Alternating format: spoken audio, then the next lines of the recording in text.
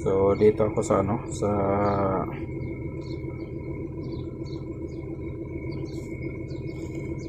bulldozer ulit. Ito yung magnetic filter. Ito. Inasimbol ko na. Lininisan ko na. Tinanggal ko na yung putik dito. Yung grabe talaga. Sarado yan. Wala siyang ano. Wala siyang space na makasaksyon. So ngayon lininis ko na. Tapos itong ano. Itong screen niya. Ayan. Ito lininis ko lang gawa ng wala namang butas, so okay naman siya. Wala siyang butas na kung saan pwede mag leak ang ano, ang dumi makapasok. So okay naman siya, kaya ibabalik ko, lininis ko lang. So ngayon dito ito nakalagay, ilalagay ko na dito.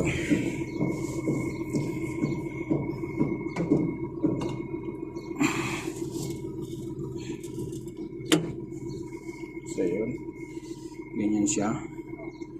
Tapos ito ay napaka-importante nitong magnetic filter na to, kasi yung dumi na nanggagaling sa oil pan dadaan muna dito bago mag-supply.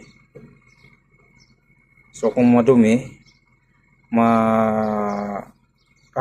matatrap dito yung mga dumi na mamagnet. Kaya napaka-importante nitong magnetic filter na to, itong magnet na to. Ayan, dito yung screen, tapos yung screen muna, ayan, nakalagay na yung screen, tapos itong magnet ay nasa loob ng screen. Ganyan, dito yan.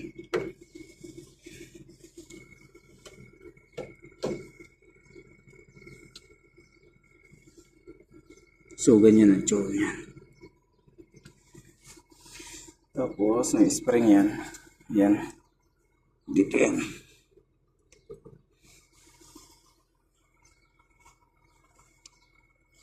Lalali. Lagi pada musmar.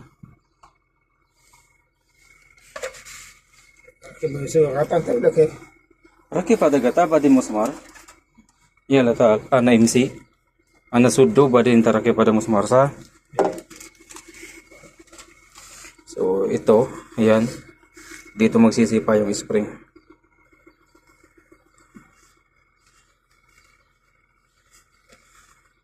So ikabit ko rin.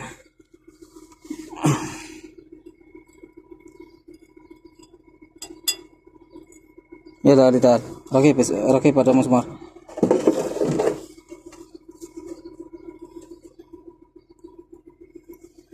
Palagay ko dito sa operator yung nut.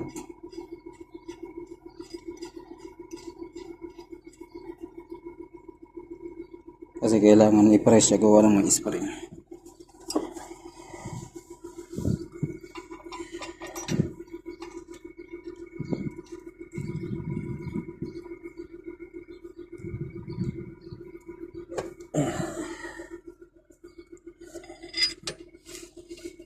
Ayan. Tis atas.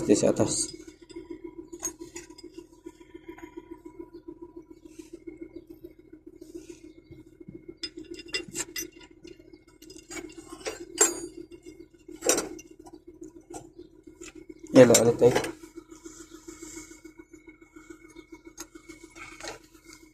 Give. Ayan. Alanganin ang sitwasyon. Pero sige lang.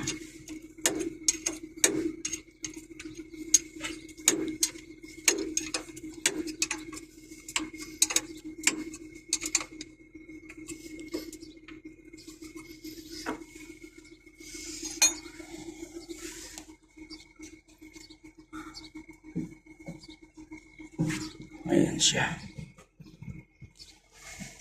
Patago.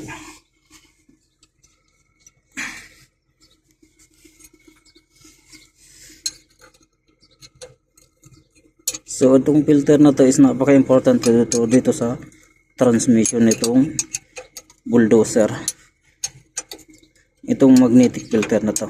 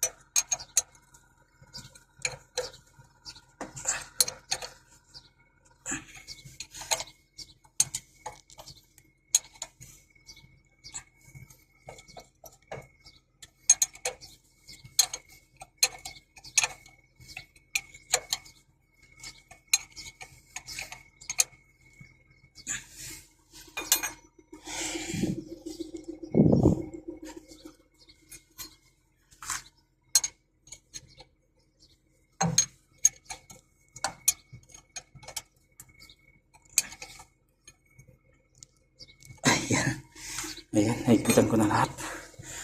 So tapos nito, ang kulang nito yung transmission pump. Sira yung transmission pump nito. Ngayon, bubuksan ko rin yun.